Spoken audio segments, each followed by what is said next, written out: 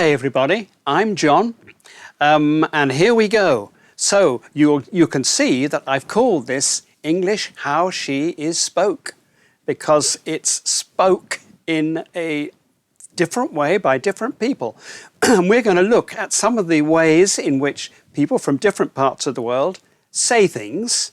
So let's go to the first offering here. I've put this word, which everybody knows, choosing, but actually it is so often spoken with the sound S in the middle.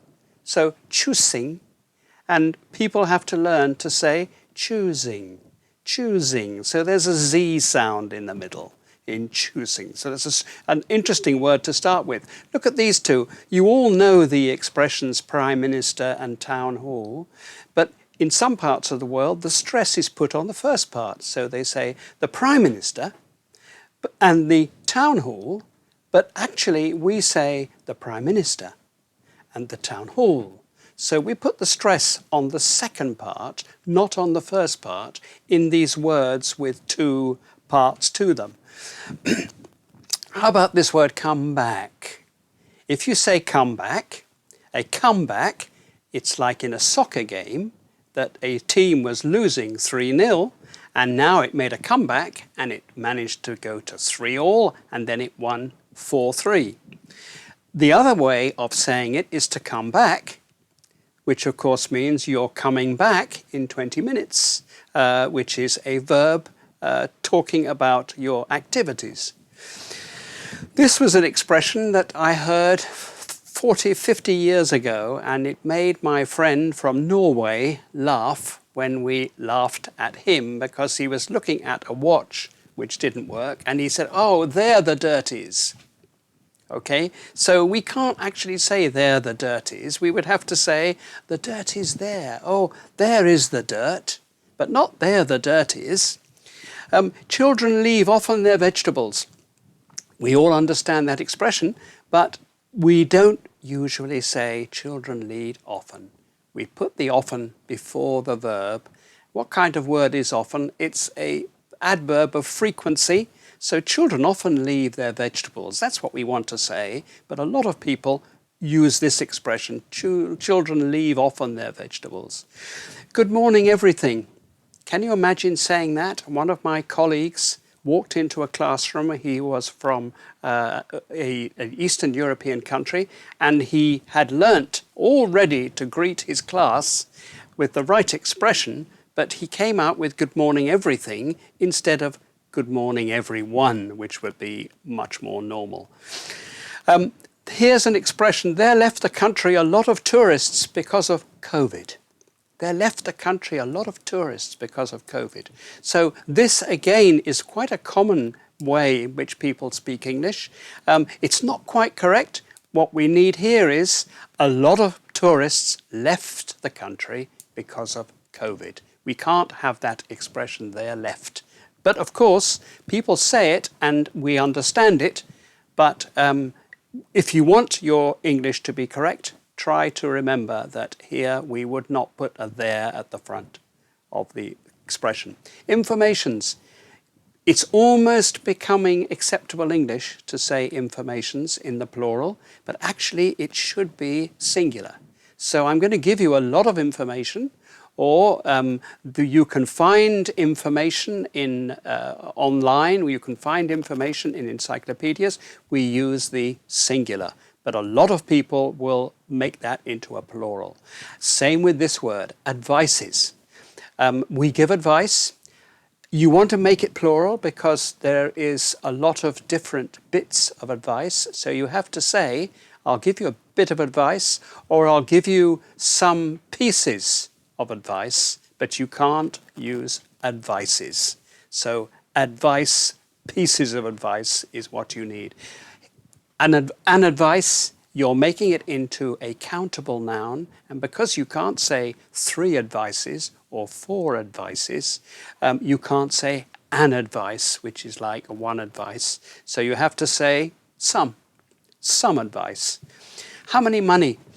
Here, this mistake, we can't make money countable. You can say how many dollars, how many pounds, how many euros, But if you're using the word money, we have to keep it singular, and so we would say how much money. A cat without tail, man with hat. Sometimes people leave out the article, and again, it's a very common mistake from a lot of different backgrounds in English. So we have to say here a cat without a tail and a man with a hat. A man with a hat, a cat without a tail. You don't write good. Sometimes they might say that too. You don't write good. Well, good should be well. You don't write well. Good is an adjective, and because it's coming after the verb write, we need the adverb, and so we say you don't write well. However, in the United States, it is very common, and probably it's been copied all over the world, to say I'm good, when in the past we would have said I'm well. So I'm good, you don't write good. It might eventually become the normal English, but at the moment you should still be using you don't write well. I feel terribly. What's happened here? This seems to be correct because we have a verb and it's followed by an adverb. But this verb, feel, is treated in the same way as the verb to be, and it has to be followed by an adjective. So we want to say here, I feel terrible today. I feel terrible, not I feel terribly. They asked why he not came. What's happened here? They asked why he not came. He not came is a past tense, which is correct because it's coming after asked. But if it's negative, we want to change that he not came to they asked why he didn't come. And if you notice that the came becomes come in my version, but we know it's past tense because we're using that word did not come. They asked why he didn't come. He didn't came. Here, connected with that last example, because we put the past tense into the did, we don't need to put the past tense into the verb come. So we use the first form of the verb, he didn't come. He didn't come. Look at this, the bus leaves now. Very, very unlikely that that is actually correct. What the person is looking at is a bus just starting up and leaving the bus station or the bus stop, and we need this to be present progressive, so the bus is leaving now. The bus is leaving now. As soon as you see the word now, we're usually going to be using the present progressive. Walmart wanted to overtake Asda. This is a piece of news in England that at a certain time, some years ago, Walmart wanted to overtake Asda, but overtake is actually the wrong way round. It should be a phrasal verb. Walmart wanted to take over Asda. To take over means to buy. To overtake is used when you are on the freeway and you are going past another car. So there's confusion between overtake and take over. From the moment I arrive in the country, I felt welcome. Okay, so what's the mistake here? From the moment I arrived, because it happened in the past, and after that expression we use the past tense. From the moment I arrived in the country, I felt welcome. Two past tenses. When started you to play the trombone? When started you to play the trombone? This is a common fault in certain languages. People who are trying to learn English, they use the construction in their own language. We can't have the when started you. We have to say, when did you start? When did you start to play the trombone? When did you start to play the trombone? Thank you, I eat not meat. If somebody's turning down the food that you're offering them in your house, thank you, I eat not meat. So this is connected to the past, this previous slide, but here it's present. So we would have to say, thank you, I don't eat meat. I don't eat meat. So if you look back at the last slide, when started you, when did you start, that's the past. This one, I don't eat meat, that's the present. It's getting late, no? One of the hardest things in English is to use tag questions. And what's happened is that we are accepting the fact that if you put a no with a rising intonation, you are making it into a question. So this is very communicative. People understand it's getting late, no? What you should be saying is you should be repeating the verb at the beginning and turning it and reversing it. So it's getting late, isn't it? So we have the negative, which is correct here, after the positive first part, but we need to say it's getting late, isn't it? I have seen the Queen yesterday. If you just say, I have seen the Queen, that is completely correct English. But if you put yesterday into that sentence, you need to change the present perfect to the past.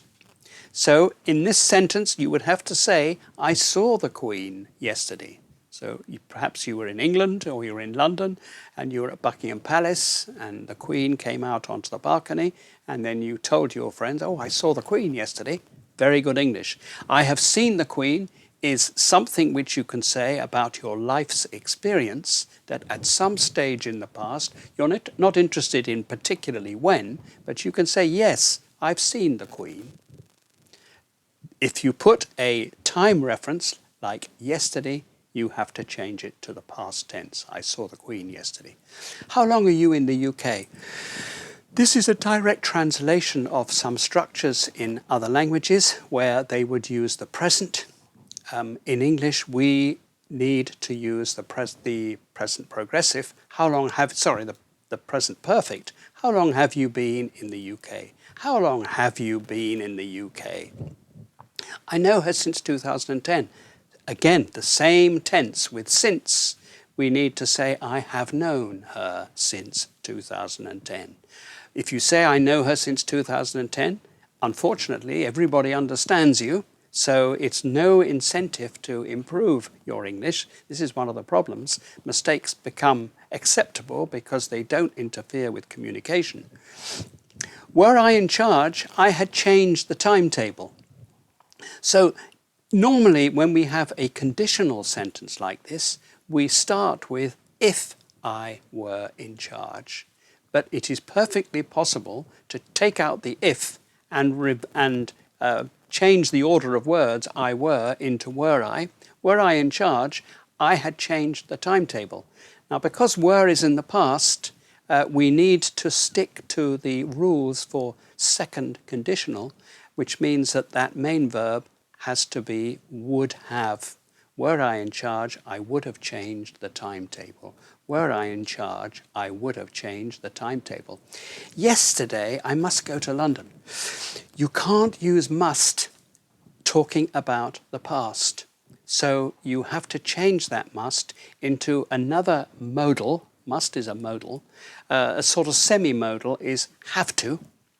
So have to is the equivalent of must, but the advantage of have to is that you can go into the past tense. So you can say, I had to. And the correct English here would be, yesterday I had to go to London. I mustn't show my passport. My driving license is enough. Now this is actually supposed to be present. And again, there is a difficulty with the modal must. We need to change that into another modal, which is I don't have to. So we go back to that same semi-modal have to, and we use that in the negative in the present. I don't have to show my passport. My driving license is enough. I don't have to show my passport. My driving license is enough. Do you can swim? This is a confusion between do you swim and can you swim, both of which would be correct. Can you swim? Or do you know how to swim? But do you can swim? We can't say. So we're talking about an ability here. Can you swim? Do you know how to swim? But not what you see on the screen. I want starting work at once. So you've got your new job, and you go to the boss, and he's asking you about the start date, and you tell him, and he'll understand, I want starting work at once. But what you should have said was, I want to start work at once. So want is followed by an infinitive, not by a participle. The doctor said he must stop to smoke. The doctor said he must stop to smoke. After must, we use an infinitive, but we don't use it with to. So he must stop, that's correct. And then after stop, we use a participle, not an infinitive. So we would have to change this common expression and say, the doctor said he must stop smoking. The doctor said he must stop smoking. On Tuesday, have we a holiday? On Tuesday, have we a holiday? One student is telling another student in a language school, he's so pleased and happy. On Tuesday, have we a holiday? What's wrong with this? The inversion, have we, should not be there. On Tuesday at the beginning is fine. On Tuesday, we have a holiday. I being very detailed person. This I heard just a couple of weeks ago and I noted it down. I being very detailed person. So it's a good attempt at saying I am a person who concentrates on the detail. Look how difficult it is to get that expression across.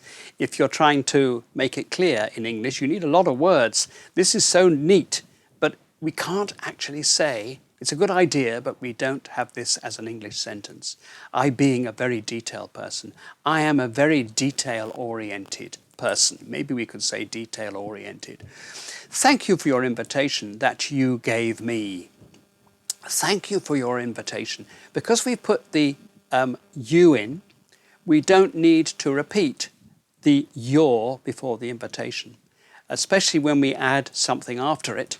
So thank you for your invitation. We can say thank you for the invitation you gave me. Thank you for the invitation you gave me. Thank you for your invitation. You can stop there. But if you want to continue the sentence that you gave me, we don't put the your before the invitation. I like inviting by my friends. I like inviting by my friends. So this meaning here is not quite clear. I like to invite my friends, or I like being invited by my friends. I think this person wanted that second idea, not the first one. I like being invited by my friends. So being invited by, or I like inviting my friends. I like inviting my friends, or I like being invited by my friends. Both those are possible. She's believed to write a new book. She is believed to write a new book. If she's doing it now, we need that infinitive to be put into the continuous infinitive. So not to write, but she is believed to be writing. She's believed to be writing a new book. I must go to cut my hair, to clean my jacket. I must go to cut my hair. You don't usually go somewhere to cut your hair. Somebody else usually cuts it for you. So you change this structure. Although we understand what the person is saying, what they mean, we actually have to say, I must go to get my hair cut. I must go to get my hair cut, and I must go to get my jacket cleaned. I must go to get my hair cut. I must go to get my jacket cleaned. Difficult structure. Your hairs are really beautiful. Hair is always singular, but as you probably know in French and in some other languages, hair is plural. So this is a problem.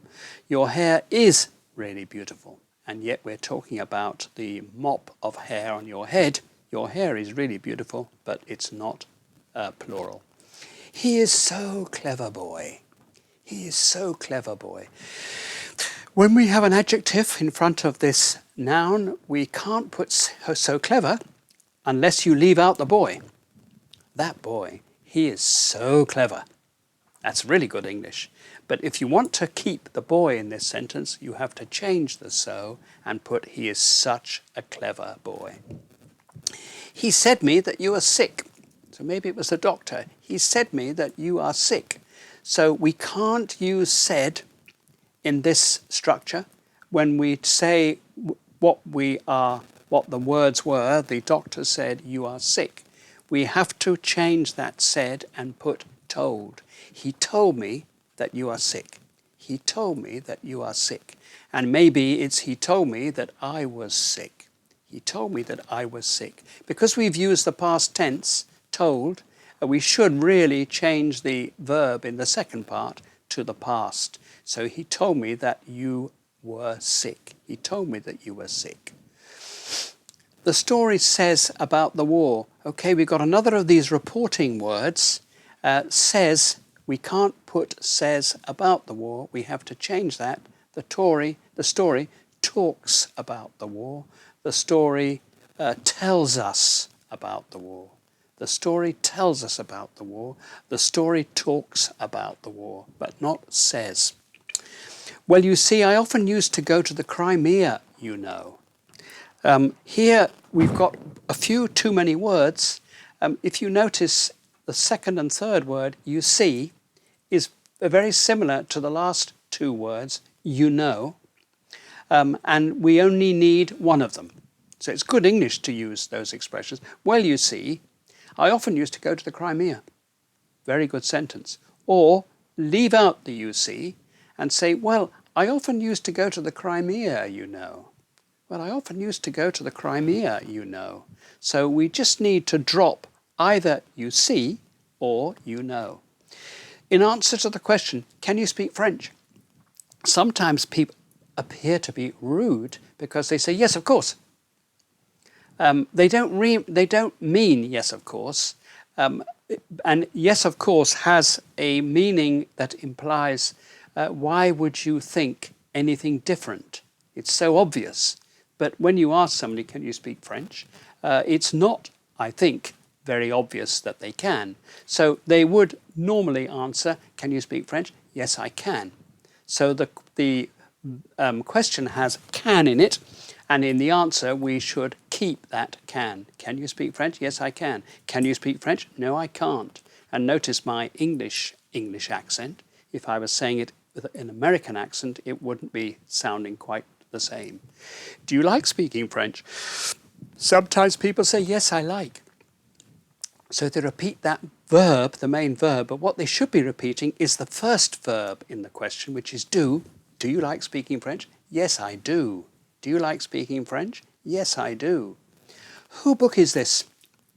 In this expression, we're using the relative, but it needs to be possessive, difficult, so you have to say, whose book is this? The people which came, I know like. The people which came, I know like. The people which came, I know like is not acceptable. The people, we need to be followed with who, the people who came, and then you could change the I know like into I don't like, or I didn't like. The people who came, I didn't like.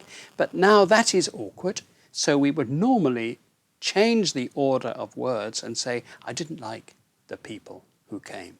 I didn't like the people who came.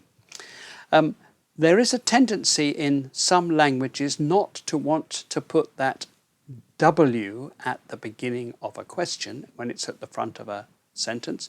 And in order to make it more easy to pronounce, they add an H. So, who would you come to my house for dinner? Who would you come to my house for dinner? We don't need that H. So somehow you have to try and learn to say, would you come? Would you be able? So would you is a very common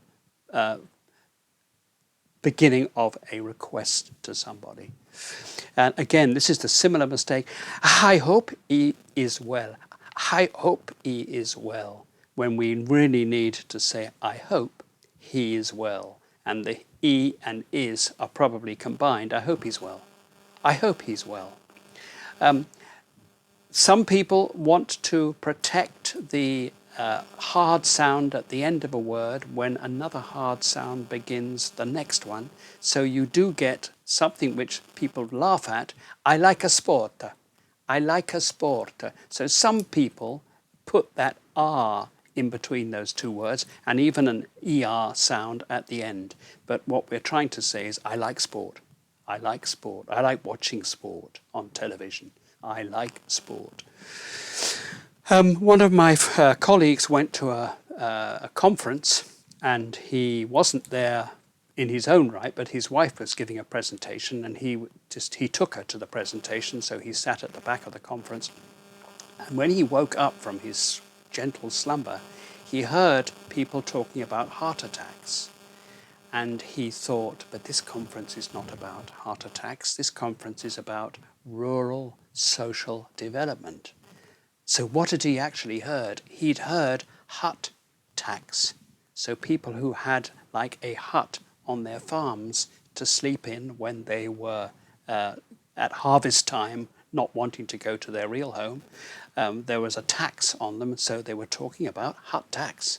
But there is sometimes a over-reverence for the consonant at the beginning and end of a word. So here that A has been put in to protect the hut and keep it separate from tax. So hut attacks. So it sounds like heart attacks.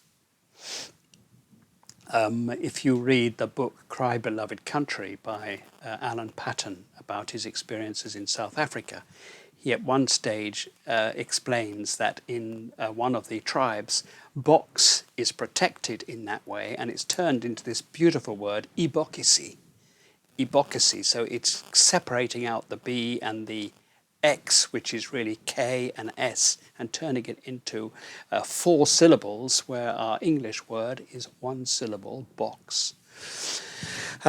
Again, this tendency to protect the end consonant can produce, this is slightly overstretched, but I went to school on the bus. So some of you might associate that with when people are trying to imitate people speaking incorrectly. I went to school on the bus. So I went to school on the bus. We don't need those ers to protect the sound. And what's happening? I went to school. So the went and the to are combined as though they are one word. I went to school. I went to school on the bus. And on the bus is almost like one utterance.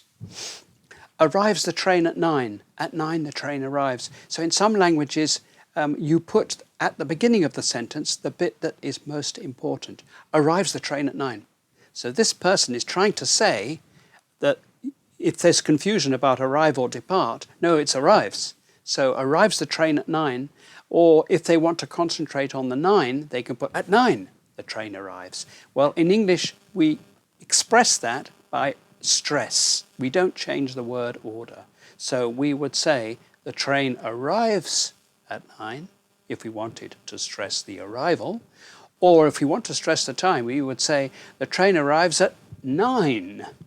Okay, so arrives can be stressed and 9 can be stressed, but we stick to the original sentence, the train arrives at 9. And then we stress the part that we want, that is important. Where he work?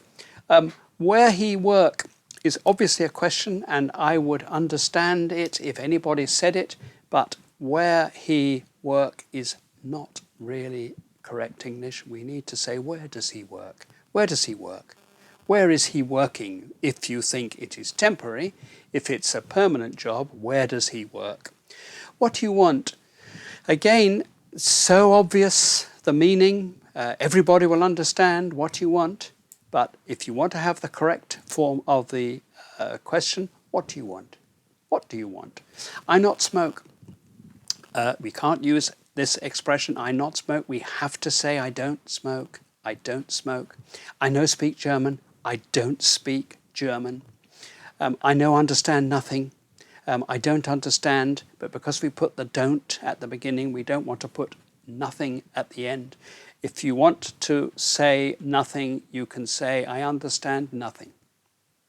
But that's not as common as I don't understand anything. I don't understand anything. If I would win the lottery, I could share it with you. Nice thought. If I would win the lottery, I could share it with you.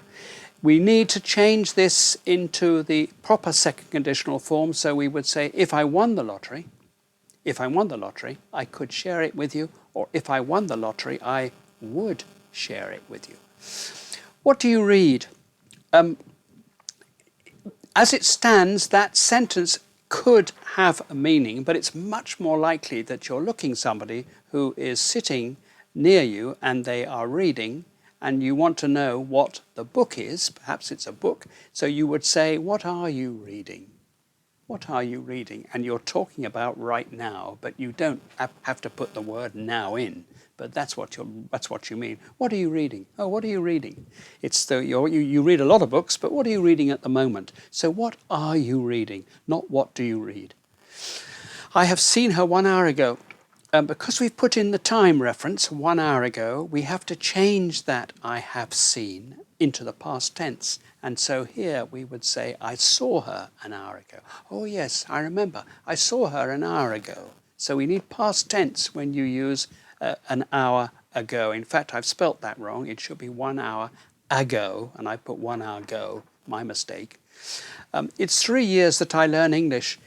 Again, if anybody said that to me, I would understand exactly what they meant. But actually, it's 3 years that I have been learning English. So we're talking about the past perfect continuous, awful sounding tense. I have been learning. It sounds like a dreary process. It's 3 years that I have been learning English. When the holidays will be over, I will. So this is just this first part of the sentence. Because we're talking about I will, so we're talking about doing something in the future, we can't put that will in the first part here. We have to use the present. When the holidays are over. When the holidays are over, I will. What do you do this night? What do you do this night? The impression here is that it hasn't started yet. You're talking about the future, but the strange thing is in English we like to use the present progressive for this. So we would normally say, what are you doing this night? And we don't usually like this night. We change that this night to tonight. What are you doing tonight? What are you doing tonight? Not what do you do this night? What are you doing tonight? Good night, everybody. I hope you're all doing well. This is a very interesting use of good night because you can't use good night unless you mean goodbye. So it is the words that you say to somebody late in the evening when you leave them. But there are parts of the world where people begin a conversation on a telephone or on an iPhone where they say good night as a way of saying good evening, but we can't use that. That would be very confusing if you said good night, everybody. You're expecting that to be the end. But to then go on to say, I hope you're all doing well, and I'm now going to talk to you, that wouldn't happen in English. So, good evening, everybody. I hope you're all doing well. I want this evening to talk about, that would be fine, but not good night, everybody. I go soon to home. I'm soon going home. I'm going home soon. We don't go to home, we go home. So if you want that to be right now, that you mean, you would say, I'm going home soon. I'm going home soon, which almost means in the next few minutes. I'm going home soon. So change that, I'm going, not I go, but I'm going home, and don't put in the to. I have cold. Can I close the window? Cold is a noun here. But in that sentence, we need the article. So I have a cold. I have flu. With flu, you don't have to put a. I have COVID. You don't put a. But if it's cold, cold is countable. So I have a cold. Can I close the window? I have a cold, so I'm feeling cold. Can I close the window? This sentence could also be, I'm cold. Oh, I'm cold. Can I close the window? That would be fine, but not I have cold. Have you hungry? Again, we don't use have with hunger. We say, are you hungry? Are you hungry? Are you thirsty?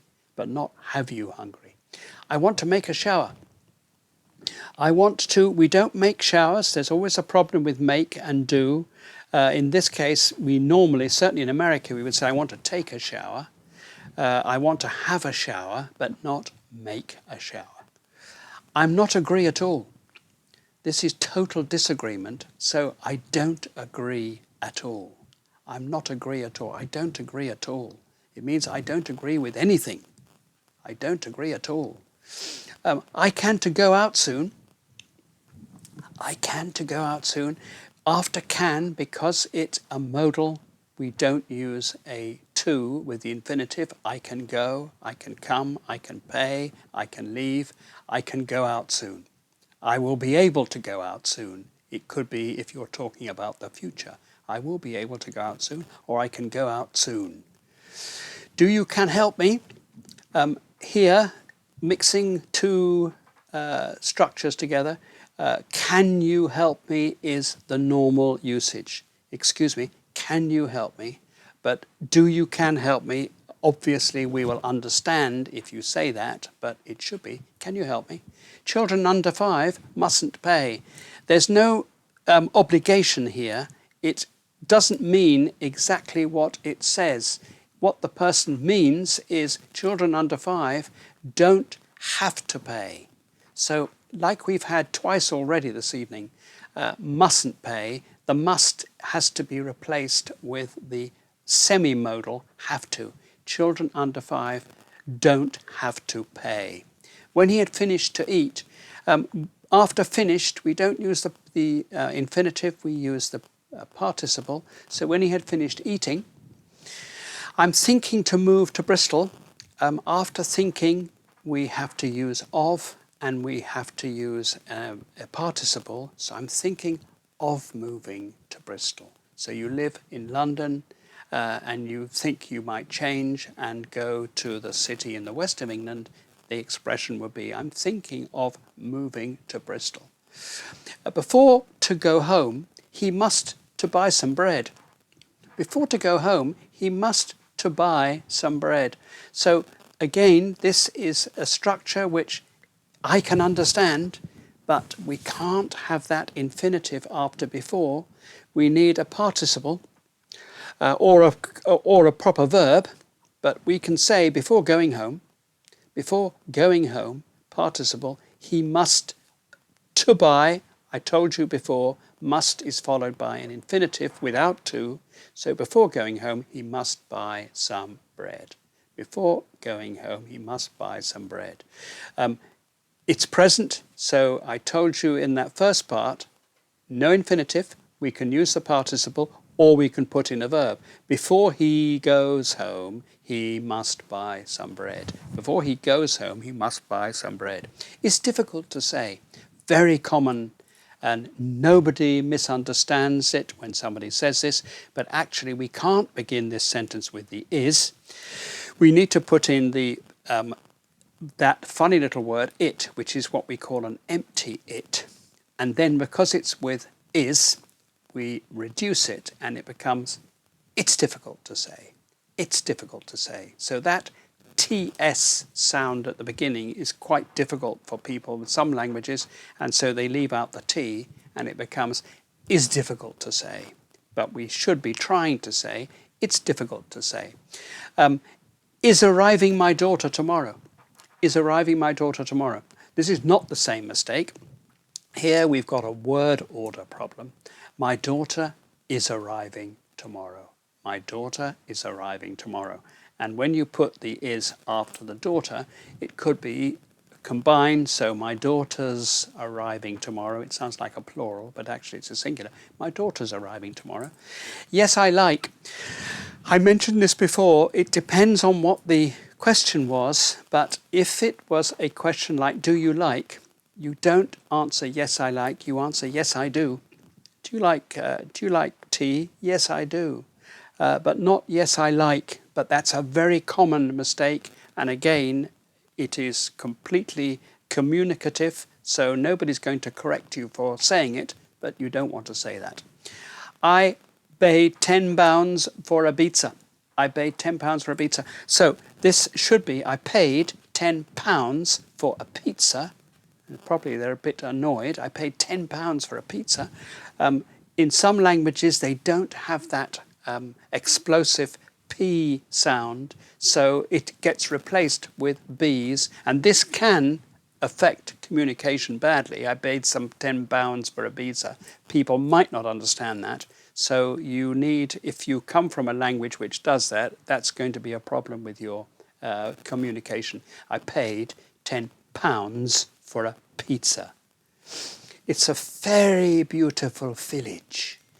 Some first languages don't have that strong they don't have the V sound, V and V, very village. So it comes out as F, so which is a voiceless sound, and we need to use the voiced. It's a very beautiful village. It's a very beautiful village. Where can I put my back? Where can I put my back? Again, this is the mistake that we had 2 slides ago. That back is completely unintelligible, but it means pack. Where can I put my pack? Where can I put my backpack? But not where can I put my back. Car park, Saturday. So some people use the R, the retroflexive R, car park, Saturday, whereas in normal English we say car park and Saturday. Saturday. We don't really sound the R. In American English we do sound the R, but not in English. We have arranged to meet at 2. Again, some speakers, when they see the past tense, they think it is going to be a strong past tense where that past is pronounced as an id, but very often it is not. And in this example, we have arranged to meet at 2. We have arranged to meet at 2. We don't have that id. I see you for lunch tomorrow. I see you for lunch at 6. I see you for lunch at 6. I see you for lunch tomorrow. Here we are making a plan for the future. And in this example, we do usually say, I will see you. I will see you for lunch tomorrow. But we use the will in its short form, and we say, I'll see you for lunch tomorrow. I'll see you for lunch tomorrow. 3 months is very difficult to pronounce that last sound when it is in the plural, 3 months. And a lot of English people don't try, and they just say 3 months. 3 months, so they leave out the TH and put MONTS, 3 months, like MUNTS. I saw him 3 months ago, because we have difficulty in saying 3 months. I saw him 3 months ago, so 3 months, but don't put 3 months. The next time I pay, the next. Again, there's this difficulty with that end of the word next, because you've got K-S-T, next. The next time I pay. It requires a lot of thought when you're coming out with that. The next time I pay. But again, communicatively, if you say the next time I pay, everybody will probably understand you. Teacher, what is time? One of my students once said that to me in a class, and it sounded like a class on philosophy, but they actually did mean what is the time. So it has a completely different meaning, a deep meaning if you say, teacher, what is time? It always has to have the article. Teacher, what is the time? I student, you teacher. Some languages don't have a verb to be, and sometimes they don't use articles. So this sentence, which is 4 words, we would normally make it into 1, 2, 3, 4, 5, 6, 7, 8. I am a student. You are the teacher. I am a student. You are the teacher. I student, you teacher. But everybody understands what you say. So that mistake becomes fossilized, and it's very difficult to remove it if you have that kind of language as your first language. So I'm a student, you're the teacher. The music is too beautiful. Common mistake is the idea of too is that it's something you don't like. It's too dark. It's too cold. But this beautiful is very unlikely that you don't like it. What you really mean is the music is very beautiful. But in some languages, when you translate into English, it comes out, the music is too beautiful. So we need to change that too into very. In London, there are too many good restaurants. Again, I don't think the person wants to complain, But if you say there are too many good restaurants, you're complaining. There's something wrong. And I think this person means there are very many good restaurants. In London, there are very many good restaurants. If you think that it makes it difficult to choose which restaurant to go to, then okay, you might say, oh my goodness, there are too many good restaurants in London. Which one should we go to? There are too many. So you are complaining. You're saying it's making your life difficult. There are too many good restaurants. I don't know which one to go to. But I think in most cases, you're going to make a comment about London. There are very many good restaurants in London. Luckily, the bus is stopped right outside my house. Luckily, the bus is stopped. So it clearly means the bus stopped right outside my house, but in some languages it comes out istopid. And maybe in that first language, those P sounds in stop are turned into voiced sounds, istopid right outside my house. That could spoil your communication. Good morning, Mr. Gone. So there is confusion in some languages between the J sound and the G sound. And so I used to, in one of the places I taught, find myself being called, good morning, Mr. Gone, when they went to say Mr. John. I saw him outside the bank.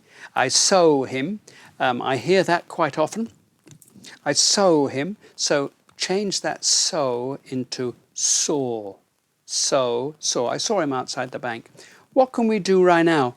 Very common in some languages that the last part of the words get left off. That should be right now. What we can do right now is, but it becomes right now. Everybody understands it. It doesn't interfere with your communication. So it's not, you could say it's not serious, but it's not correct English. What can we do right now? And even in what I would say, now I don't want to say correct English, but in my English, I would probably not completely pronounce the T. What can we do right now? I'm not saying right now. What can we do right now? So there's like a pause, but it's not right now. It's right now. There is like a stop right now. What can we do right now? My mother. Quite often we hear people say my mother, because it's got an O in it, so it looks as though it should be mother. And then you, of course, you have in American, it's my mom, instead of perhaps some more common in English, my mum, and of course my mother. So mother is American English and English, but mother is quite often the pronunciation you hear, and my mom is very common in American English. Perhaps the reason why they say mother is because they're also saying mom, and it looks perfectly logical. He is my favourite son. So this is a correct sentence, but it's a pronunciation issue. He is my favourite son because it's S-O-N, but it should be pronounced like the sun, the moon, the sun and the moon. He's my favourite son. My brother doesn't live here. Again, brother. The spelling is confusing. My brother doesn't live here. They're quite rich. So here you can see what's happened. The rich has become riche because that sound perhaps doesn't exist in the first language. They're quite rich. They're quite riche. No, rich. And then we come back to what I showed you at the beginning, chosen instead of chosen.